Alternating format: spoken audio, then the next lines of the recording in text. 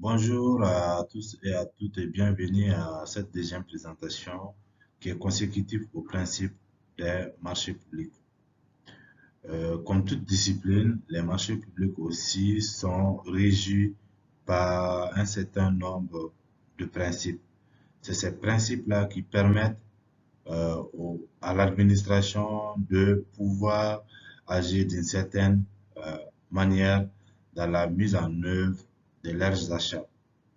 C'est aussi en respect à ces principes-là que les soumissionnaires ont accès à certaines informations sur les commandes publiques lancées par les administrations publiques de façon générale.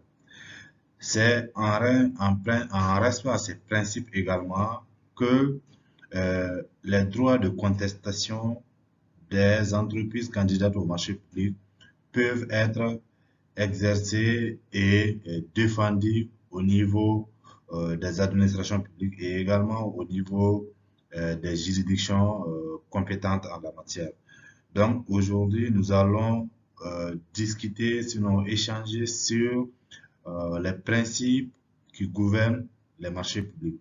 Ces principes-là ne sont pas très nombreux, c'est au nombre de quatre, voire cinq selon la composition de l'architecture juridique des différents textes des marchés publics dans les différents pays.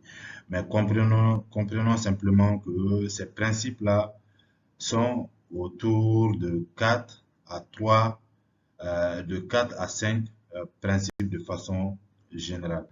Et parmi les principes, nous avons ce qu'on appelle le principe de l'économie et de l'efficacité du processus d'acquisition. Ça, c'est le premier principe que nous allons voir en détail à quoi correspond ce principe-là.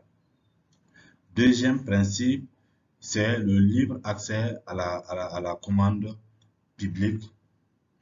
Et en troisième, nous avons l'égalité de traitement des candidats qui peut aussi être enrhumé avec la reconnaissance mutuelle. La reconnaissance mutuelle, ici, comme nous sommes, euh, les procédures que on est en train d'étudier ici, c'est les procédures d'un des pays de l'UEMOA, de l'Union économique monétaire ouest-africaine.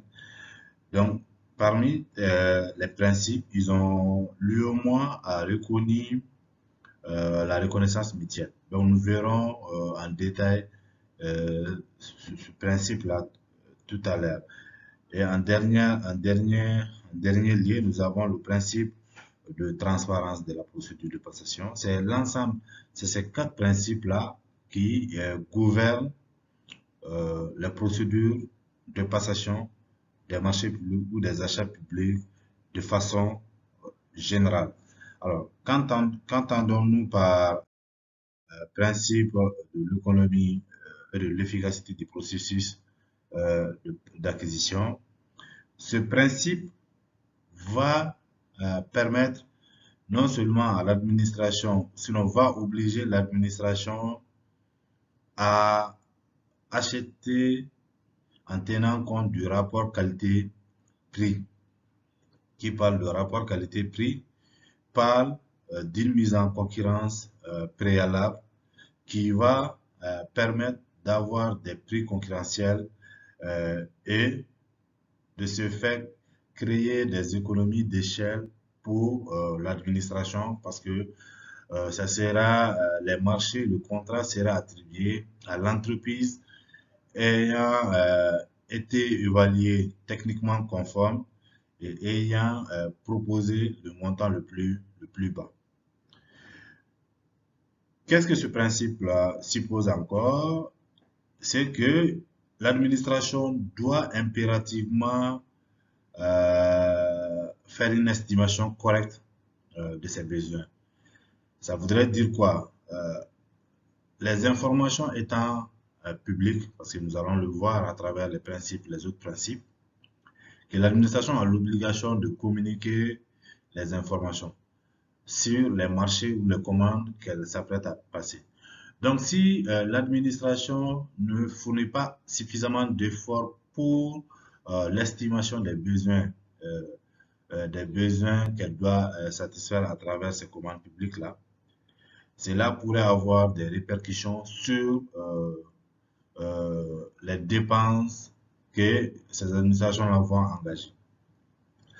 Donc ce principe-là voudrait que l'administration puisse serrer l'estimation de besoins de sorte que on ne puisse pas avoir des besoins sous-évalués ou des besoins surévalués. Parce que si le besoin est surévalué, l'administration, les entreprises candidates au marché public peuvent aussi être tentées de surévaluer leurs propositions. Parce qu'en voulant aller vers le montant de l'enveloppe prévisionnelle prévue par l'administration, ou ça peut être le cas où l'administration va sous-évaluer ses besoins. Dans ce cas aussi, les entreprises vont tenter de rentrer dans le budget proposé par l'administration, mais sauf que l'inconvénient, c'est que ça sera des équipements de mauvaise qualité qui vont être livrés à l'administration. Donc, du coup, cela va avoir une répercussion sur euh, la qualité des acquisitions. Donc, troisième élément qui peut aussi être lié à ce principe, c'est le règlement des prestations exécutées dans le respect des procédures d'engagement des dépenses publiques.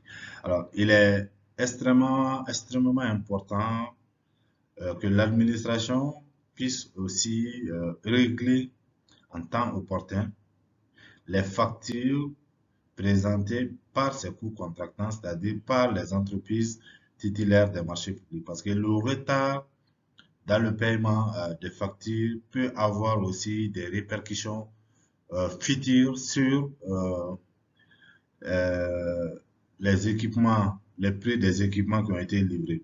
Un exemple qui me vient à la tête, c'est le paiement, par exemple, l'exigence de paiement des intérêts moratoires par les titulaires des marchés publics suite à des retards constatés dans les paiements de leurs factures au niveau des autorités contratantes. Donc, il est extrêmement important que l'administration qui est signataire d'un marché public, que ces administrations puissent payer de façon diligente les factures des soumissionnaires pour ne pas être après butés à des paiements d'intérêts moratoires qui viendront gonfler, sinon surenchérir le coût des acquisitions qui ont été passées par ces administrations. Et dernier élément qui rentre aussi dans la chaîne, dans ce principe, c'est que il est encouragé que les administrations recourent à des procédures dématérialisées pour réduire les coûts des procédures de passation des marchés publics.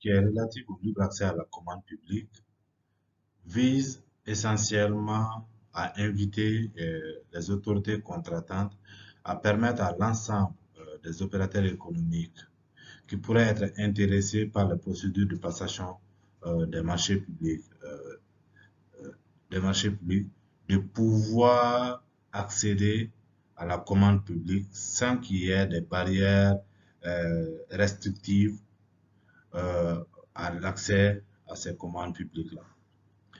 Ce principe va donc supposer la publication d'un avis général de passation des marchés, la publication d'un plan prévisionnel annuel de passation des marchés, l'utilisation de publicité accessible et à large division au niveau national, communautaire et international, et également la division des informations exhaustives et claires et la non-restriction d'accès au dossier d'appel à concurrence. Donc, c'est à travers ce principe-là qu'on a l'accès aux informations est mis en place par les administrations publiques. Donc, dans les jours futurs, nous allons revenir et aborder plus en profondeur ces outils de communication utilisés par les autorités contratantes dans le cadre de procédure de passation des marchés publics et qui sont relatifs au respect des principes des marchés publics. Le troisième principe, relatif à l'égalité de traitement des candidats et la reconnaissance mutuelle, suppose que les candidats bénéficient d'un traitement identique et doivent en conséquence recevoir les mêmes informations au même niveau. Et il ne doit pas y avoir d'utilisation ou de recours à des critères qui ne sont pas portés à la connaissance des soumissionnaires, à l'évaluation de leurs offres. Les candidats doivent être informés et de disposer des mêmes délais. Il ne doit pas y avoir de discrimination à l'endroit des soumissionnaires ou des candidats au marché public. Alors, le dernier principe est le principe de transparence des procédures de passation de marché public. Ce principe suppose notamment la traçabilité du déroulement des procédures de passation de marché public passées par les administrations publiques. Ce principe va surtout mettre l'accent sur l'information comme étant un instrument crucial dans la mise en œuvre des procédures de passation de marché public. Ce principe va supposer que l'information doit être facilement accessible aux candidats et aux soumissionnaires des marchés publics. L'information doit être disponible en temps réel au niveau des autorités contratantes. Ce principe-là va supposer qu'il n'y a pas de discrimination possible dans le traitement de l'information et dans la mise à disposition de l'information. Donc, c'est partant de ce principe-là que des années après, on peut venir et retracer la procédure de passation des marchés publics parce qu'elle aurait été transparente. Toute la documentation liée à la procédure de passation des marchés publics toute la documentation est disponible, de sorte que on puisse facilement réaliser des contrôles, des vérifications sur les procédures de passation des marchés publics. Alors, le dernier principe est le principe de transparence des procédures de passation des marchés publics. Ce principe suppose notamment la traçabilité du déroulement des procédures de passation des marchés publics passées par les administrations publiques. Ce principe va surtout mettre l'accent sur l'information comme étant un instrument crucial dans la mise en œuvre des procédures de passation des marchés publics. Ce principe va supposer que l'information doit être facilement accessible aux candidats